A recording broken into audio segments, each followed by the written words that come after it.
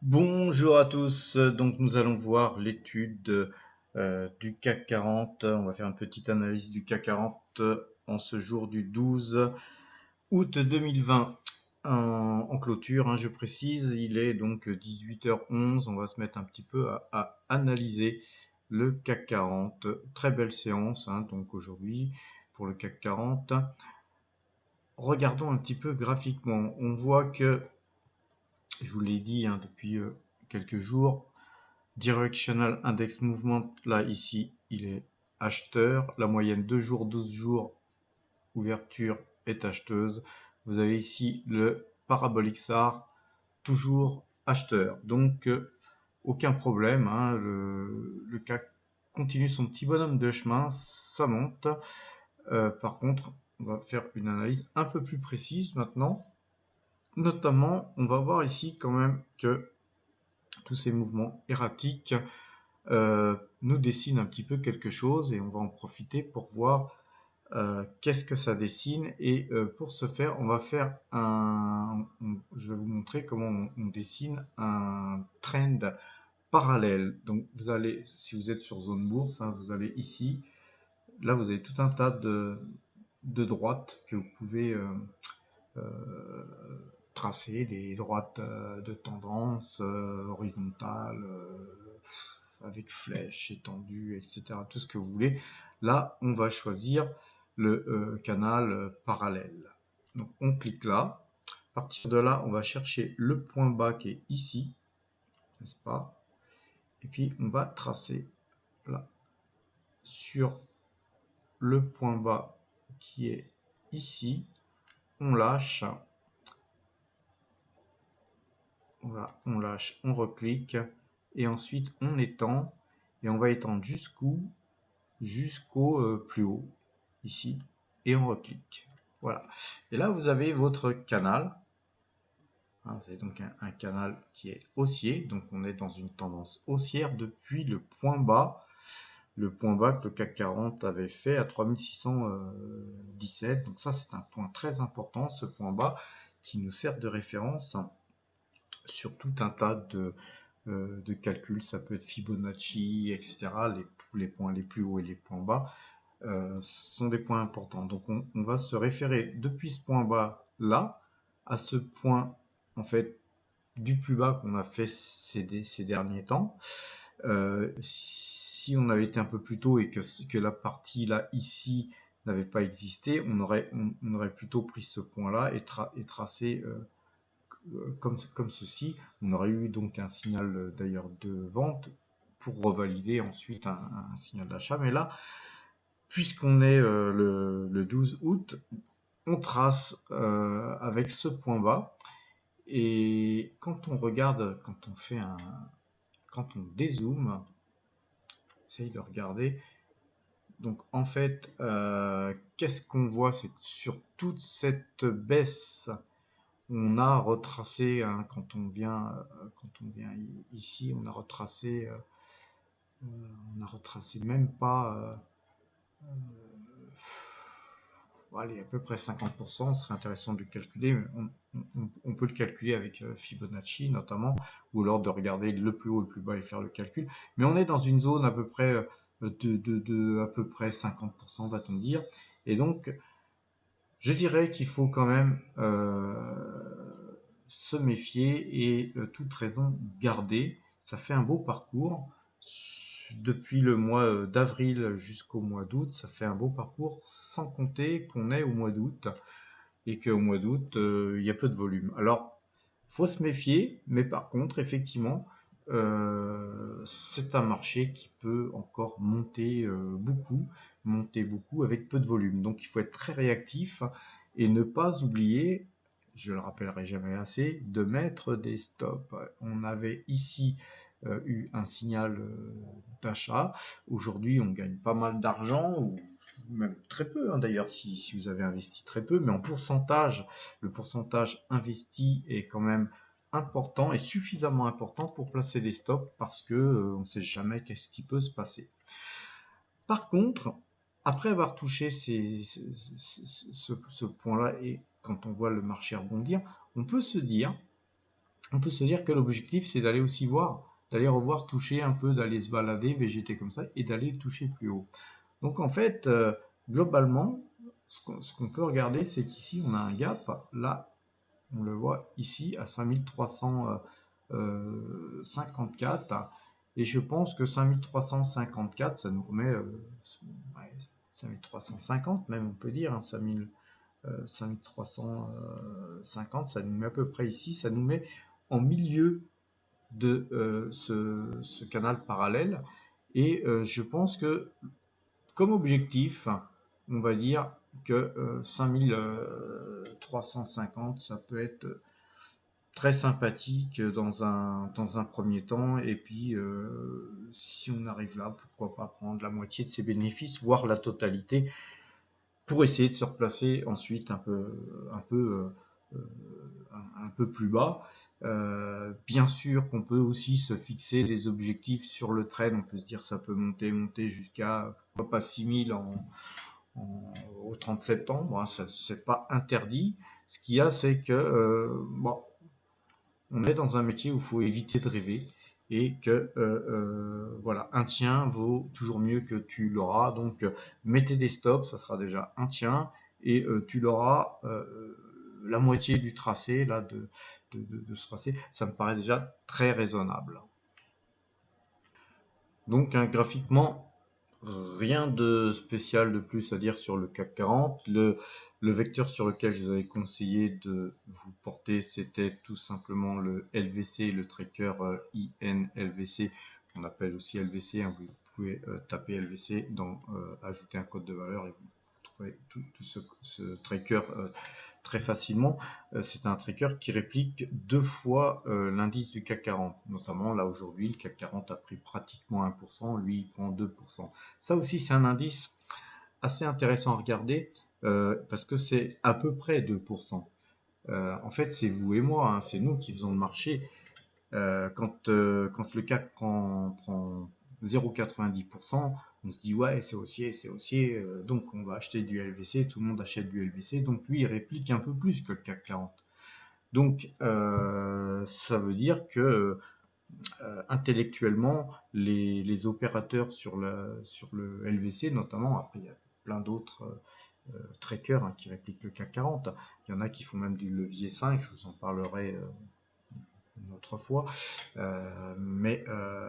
Donc quand les gens sont très positifs, c'est-à-dire que tout le monde est vraiment acheteur. Donc c'est un bon point que le tracker LVC réplique un peu plus que le CAC 40. Maintenant, il faut se méfier hein, quand un tracker réplique un peu plus trop longtemps. Il y a un moment donné, il y a des réajustements qui se font et puis parfois on voit le CAC 40 monter par exemple de 0,25 et puis le LVC baisser de 20%. Pourquoi? Parce que forcément les market makers ont tendance à faire en sorte de réajuster les choses. Alors, concernant les valeurs, on voit que bah, Total s'est bien comporté. On est toujours acheteur sur Total et AXA aussi. Bouygues Rubis, un peu moins, mais enfin bon, après, ce sont des valeurs qui ont bien monté aussi, donc prise de bénéfice. Poulet de louer, je vous en parlerai ultérieurement, mais c'est une valeur je vais vous en parler tout de suite, c'est une valeur sur laquelle il va falloir s'intéresser un petit peu. Alors pourquoi s'intéresser à Poulet de louer? Tout simplement parce que c'est une valeur qui a quand même été au plus haut sur du 147, hein, 147 euros, voire un peu plus, peut-être 148,50, hein, en fait au plus haut, alors qu'aujourd'hui elle est à 103,50, et que donc ça lui fait en fait une baisse d'environ 40% par rapport à ses plus hauts. C'est à mon sens pas forcément justifié sur une valeur pareille, parce que c'est une valeur qui affiche quand même une petite croissance sympathique.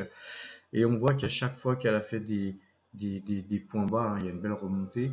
Et que là, en fait, avec le Covid, elle avait fait un point très très bas où c'était sympathique de l'attraper hein, je dis pas forcément sur les plus bas parce que il n'y a que les Superman qui achètent sur les plus bas ou les chanceux, mais même sur 85, 86 euros, il y avait des magnifiques signaux ici ou acheter. Mais même pour ceux qui n'ont pas acheté, on voit en fait une figure sympathique ici qui s'appelle une tête-épaule inversée. On voit bien ici une tête et ici on voit les épaules. Donc, vous avez une épaule là, la tête ici. Alors, le propre d'une tête épaule inversée, c'est une figure très très haussière. Je vous en parlerai ultérieurement. Je ferai une vidéo sur la tête épaule inversée. On avait eu déjà une fois ici à peu près ce type de figure qui a été invalidé. Ça serait, à mon avis, assez improbable qu'on ait une invalidation une deuxième fois de suite. Et je verrais bien donc, en fait, en termes de prix, je verrais bien cette valeur monter sur les 130 euros, c'est-à-dire sur les zones ici. Parce que là, ici, on a eu une tête-épaule, mais elle n'était pas inversée. Vous voyez, vous avez la tête, les épaules. Donc vous avez la tête, les épaules, la ligne de cou, et vous avez vu donc l'objectif, il était là, bah, on y a été. En fait, c'est assez explicite, dirais-je. Là, on a vu que ça a très bien fonctionné, et vous voyez que dans ce cas-là, ça a été très très baissier. Donc, je me rappelle plus quand ça s'est passé, mais c'était voilà, c'était en tout cas en 2018. Si on regarde dans le graphique beaucoup plus loin, c'est une valeur très intéressante sur lequel, par exemple, il faut surtout pas être quand il y a la grippe du poulet ou un truc pareil, c'est sûr. Par contre, quand il y avait la vache folle, c'était une valeur où se réfugier très très sympathiquement. Donc moi, je vous dis que sur cette valeur, j'ai plutôt des objectifs à 130 euros. Elle me paraît sous-valorisée, on en parlera ultérieurement, c'est peut-être un peu tôt pour la choper, parce que là, elle ne bouge pas là, depuis un certain temps, et ne bougeant pas, ça pourrait invalider cette fameuse tête-épaule inversée. Alors, puisqu'on parle de la valeur, hein, on va regarder un petit peu euh, le rendement de cette valeur. C'est une valeur qui donne 1,27% de rendement, donc très faible rendement, mais croissance. C'est une valeur de croissance plutôt qu'une valeur de rendement. Et elle affiche un PER de 11 fois les bénéfices. Donc en fait, on peut en déduire que c'est une valeur qui est un peu sous-cotée, mais sans plus. Mais par contre, c'est une bonne valeur sur laquelle vous pouvez miser euh, afin de diversifier. Et pour terminer, en fait, donc le LDC, un poulet de louer, en fait, c'est le numéro un hein, de la production et du conditionnement et de la commercialisation de produits de volaille. Donc c'est pas n'importe qui, hein, mais c'est pas seulement poulet de louer, c'est aussi le Gaulois et puis d'autres petites marques comme ça dont on va pas parler, mais donc ils font des plats cuisinés, des pizzas, de la charcuterie, donc c'est un, voilà, c'est la valeur par excellence avec Danone où vous pouvez investir pour être dans le secteur de l'agroalimentaire. Donc voilà, je n'avais pas décidé de vous parler de poulet de louer, mais comme ça sera fait. On la surveille, hein, donc en fait, c'est une valeur qui peut prendre dans les 30% assez facilement. Donc si vous avez beaucoup de liquidités à investir, une petite ligne, hein, ça peut se faire. GTT Transport monte, hein, toujours très très bonne valeur, hein, GTT Transport comme Rubis qui baisse aujourd'hui. Surtout, j'avais conseillé surtout CNP Assurance, hein, donc qui monte, continue à monter. Donc je suis toujours acheteur sur CNP Assurance. Voilà, sur le reste, hein, Air Liquide, Danone, ça baisse un peu, ça monte un peu et puis Thales baisse un peu. Donc en fait, moi ce que j'ai fait aujourd'hui, c'est que j'ai déplacé mes stocks tout simplement, hein, très très légèrement sur Total, sur toutes les valeurs françaises sur le compte de Giro hein, que je vous avais montré. En fait, c'est un compte que je me sers pour essayer de vous expliquer un peu, vous montrer comment on place des ordres, des stops, etc. Sur le marché américain, on a donc Coca-Cola qui monte toujours de 1%, ça monte toujours, c'est bien. BlackRock, on approche des 600 dollars sur BlackRock, donc je reste acheteur là-dessus. D'ailleurs, on va regarder le graphique de BlackRock. Donc sur graphique, c'est très très intéressant, c'est surtout très bullish. Un bullish, ça veut dire haussier en anglais, c'est bullish. J'aime bien ce terme-là. Donc en fait, on voit qu'on est sur les plus hauts du 19 janvier 2018 et que on bute un peu, mais sans plus. Mais on voit que la remontée en fait de l'après-Covid, où on est descendu à 330 et on va être à 600, on a quasiment doublé sur cette valeur. Et je dirais autant que quand on double ou qu'on fait 500% sur du Tupperware, des valeurs un petit peu de seconde zone, c'est super, on est content, mais on met souvent peu d'argent parce que ce sont des valeurs, c'est des valeurs bullshit, quoi. C'est ce qu'on appelle de la merde, plus ou moins. Mais en gros, sur BlackRock, c'est pas de la merde, hein, BlackRock. C'est une pépite. Ils vont bouffer le monde. Et c'est des gens qui sont dans l'intelligence artificielle. C'est des gens qui gèrent des milliards de dollars. Ils sont dans tous les pays, toutes les monnaies. C'est une valeur qu'il faut avoir en portefeuille. Euh, sur le long terme, personne ne sera déçu de BlackRock, hein, à moins qu'on la démantèle, mais on en est très loin. On en est très loin. Donc très acheteur sur la valeur. Quoi vous dire quand vous regardez ce graphique, hein, tout est acheteur, donc il y a peu à redire. Ce qu'on peut quand même dire, c'est que c'est une valeur qui offre, malgré cette superbe remontée de 2,43% en 2020, c'est une valeur qui verse un dividende trimestriel, donc c'est sympa. Moi j'adore les valeurs qui versent des dividendes trimestriels parce que ça vous permet de faire des stratégies et notamment de réinvestir ces dividendes dans cette même valeur ou dans autre chose. Alors effectivement, si vous l'aviez acheté beaucoup plus bas, vous auriez eu 5% de rendement. Vous vous rendez compte, 5% de rendement sur une valeur pareille, fallait pas louper. Donc moi je reste acheteur sur cette valeur, hein. C'est pas parce que j'ai pris un très très bon mouvement là-dessus que je vais en sortir. En fait, c'est quasiment le genre de valeur dont on sort jamais, dont il faut en fait essayer de pas sortir. C'est des valeurs un peu comme même je dirais presque Tesla ou Google, ça fait partie de valeurs père de famille et en même temps à forte croissance. En plus, ils versent du dividende trimestriel, je dirais, comparé à Tesla ou à Google qui n'en versent pas, je pense que c'est la petite cerise sur le gâteau. Alors, vous étiez nombreux à me poser des questions si j'étais bullish sur Tupperware et Kodak. En fait, ça m'a fait réfléchir aussi, hein, parce que je vous parle, moi je suis devant un écran, hein, je vous parle, je vous dis ce que je fais, ce que je pense.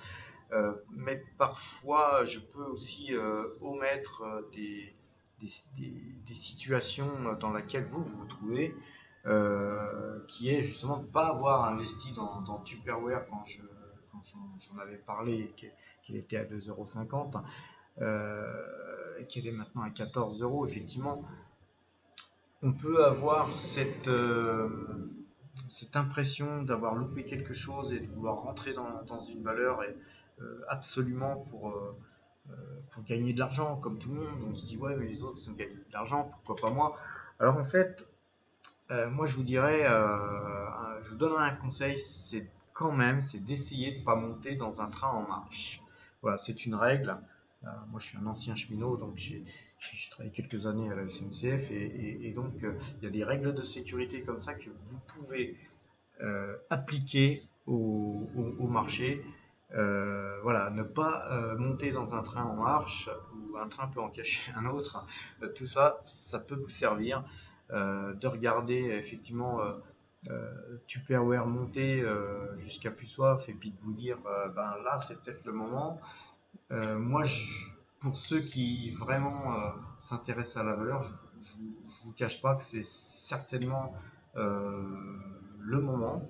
Par contre, Si vous vous trompez, elle peut redescendre à 7 euros, quoi, vous voyez, donc vous pouvez perdre 50% de votre investissement. Donc si vous faites des investissements sur Tupperware, investissez très très peu, parce que je voudrais pas non plus vous être la personne qui vous ait fait faire le trade de la mort, comme on dit.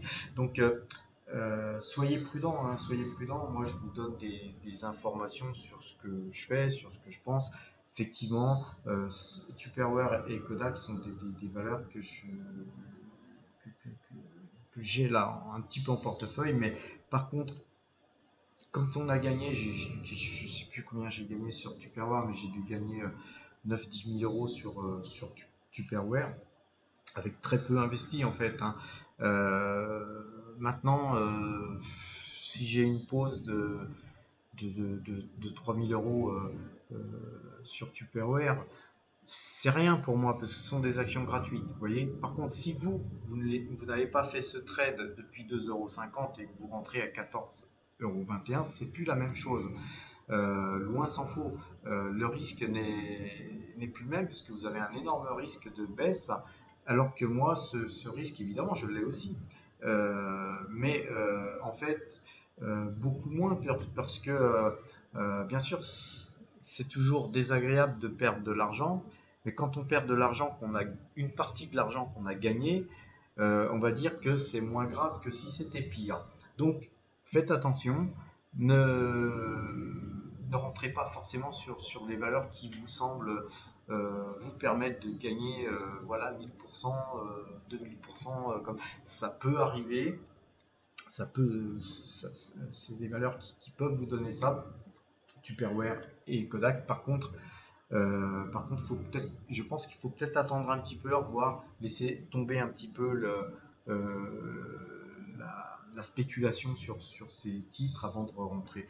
Ce serait peut-être plus sage, voire carrément abandonner peut-être l'idée de rentrer là-dessus, ou tout simplement, ce que vous pouvez faire, c'est faire un petit peu ce que j'ai fait, mais autrement. C'est-à-dire, supposons que vous êtes sur CNP Assurance et que vous doublez, vous avez mis par exemple, je dis une bêtise, hein, mais 10 000 euros sur CNP, vous vous retrouvez avec 20 000, vous vendez de façon à garder une pause de 500 euros sur CNP Assurance en action gratuite, il vous reste 1500 euros à investir, pourquoi pas 500 euros sur Tupperware et puis le reste sur Total qui pourrait rester tout simplement pour pouvoir toucher des dividendes trimestriels et puis vous repartez sur du trading. Ça s'appelle du money management et ça faut vraiment que vous ayez ça en tête, d'avoir des stops, des stops, des stops à chaque fois que vous gagnez de l'argent, pas seulement pour protéger vos gains mais aussi des stops target, hein. Vous avez un point où vous dites, moi là, à ce point-là,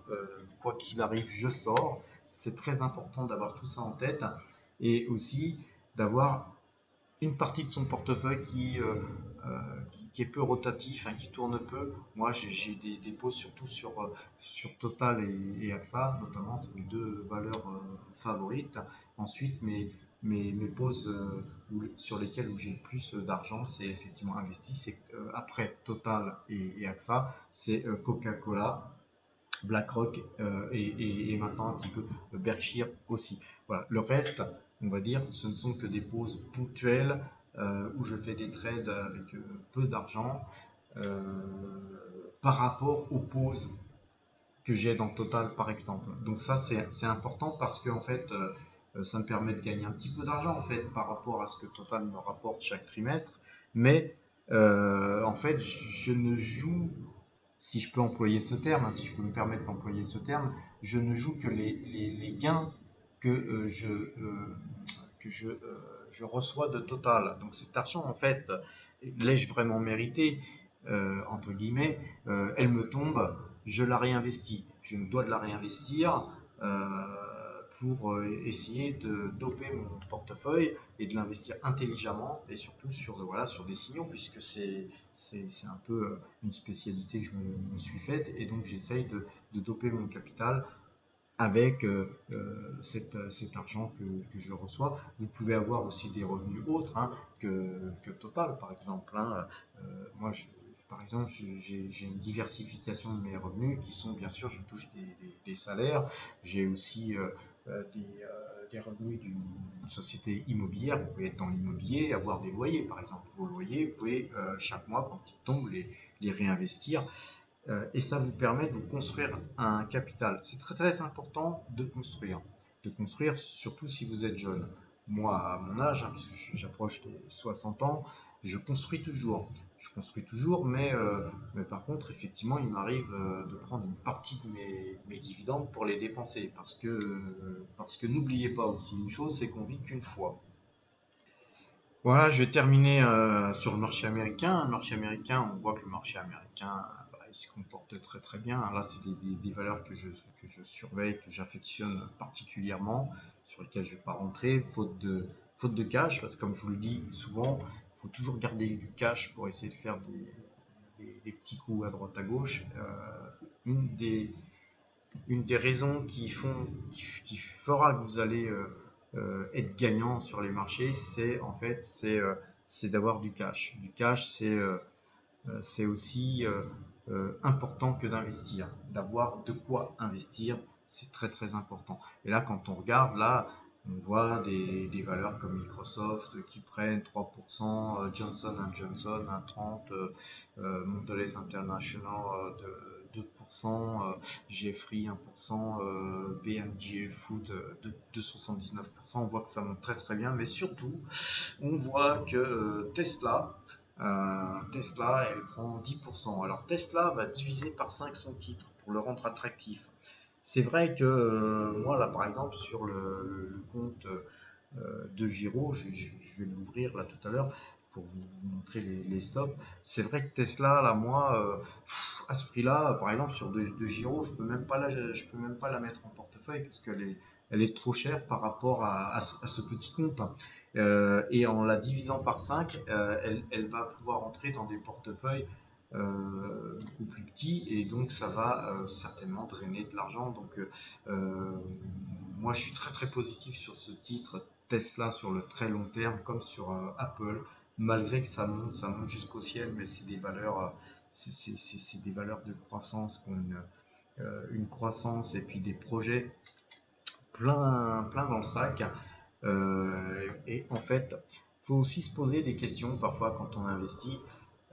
Est-ce qu'il vaut mieux acheter des très très belles valeurs qui ne vont pas vous décevoir sur le très long terme avec une croissance infernale et des produits dont tout le monde rêve d'avoir, même si la valeur est chère, plutôt que d'aller chercher des valeurs à la casse qui se payent, où on a l'impression de les avoir en solde, on a l'impression de faire une superbe affaire comme Renault ou je sais pas quelle boîte qu'on pourrait prendre qui se paye pas cher en ce moment, comme Société Générale par exemple et tout. Alors c'est pas cher, ouais c'est pas cher, mais c'est de la merde. Donc voilà, donc vous achetez de la merde pas cher, ça me paraît en fait être payé au juste prix. Et d'ailleurs souvent en bourse on achète les choses à son prix. Donc en fait voilà, Tesla une valeur que je vais pas acheter moi pour l'instant, mais très très belle valeur. Si on regarde le graphique, là on va voir sur le mini graphique, on voit qu'elle baisse un peu puisqu'elle a fait un plus haut sur 1800 $. Bon, on voit que sur 1500 $, elle a quand même, elle est quand même revenue chercher de la force pour rebondir. Et je pense que cette annonce de diviser par 5, Apple va le faire aussi, hein, ils vont diviser les titres. Je pense que c'est une très bonne nouvelle pour la valeur. Donc voilà. Et donc pour terminer, tout à l'heure, je vous parlais de Mondelez et je me dis que bon, j'ai un petit peu de liquidité encore sur le compte de Giro et je me dis que donc en fait je vous parlais de Mondelez International et j'ai envie d'acheter cette valeur qui en fait que j'ai loupé en fait, qui est bien montée et signal de vente, faux signal de vente et là on aurait un vrai signal d'achat. Je l'espère, donc je vais passer un ordre sur Mondelez International, donc le, le code c'est MDLZ, comme vous pouvez le voir ici. Donc vous allez dans votre votre portefeuille ici. Vous cherchez à passer un ordre, donc vous cliquez sur, voilà, sur ordre et MDLZ. Ensuite, vous avez Mondelez International ici, vous cliquez dessus. Et puis là, on va se dire qu'on va s'amuser, on va en prendre 3, hein, juste pour... donc c'est un ordre jour. On va donc le passer market au marché, quantité 3. On valide l'ordre. On voit qu'on a 50 centimes de frais estimatifs. C'est vraiment agréable de travailler chez DeGiro. Il ne faut pas leur faire une publicité démesurée, mais franchement, c'est sympa. Donc on confirme. Ensuite, on peut aller voir l'ordre. Et là, vous avez donc votre ordre qui, en fait, qui a été... la transaction est faite. Donc, vous retournez sur portefeuille. Et puis, vous allez voir votre valeur Mondelez. Elle est ici. Donc, elle est affichée dans le portefeuille. Et puis voilà. Donc là, vous voyez qu'aujourd'hui, j'ai un petit peu arrondi mes stops. Le seul stop que j'ai pas touché, c'est effectivement Service Property Trust parce qu'elle baisse aujourd'hui. Donc je n'ai pas moyen de... voilà, parce que après, si je colle trop au marché, je vais être stoppé. Donc c'est pareil, il ne faut pas coller trop près de la valeur, hein, du prix du jour. Comme on dit, il ne faut pas coller à la monnaie. Si vous collez à la monnaie, vous risquez d'être stoppé et après c'est un petit peu dommage. Donc on voit que par exemple le CAC 40, là il a clôturé, enfin le TF, hein, le LVC, il a clôturé à 16,66 et quelques. Donc je regarde, moi j'étais à 16,05. Je vais vous montrer comment on modifie, hein, c'est le but aussi. Vous allez donc là et vous avez donc votre stop qui est à 16,05. Moi je vais mettre 16,10, tiens par exemple, et je confirme. Et mon stop, là vous voyez, il est maintenant ici à 16,10. Donc ce qui me permet demain sur 15 sur 15 LVC, hein, je vais simplement avoir 5 centimes par 15 qui seront de plus en bénéfice si je suis stoppé. Par contre, en ayant remonté mon stop, si jamais on allait à 15-10 seulement, puis qu'on repartait derrière, j'aurais été stoppé.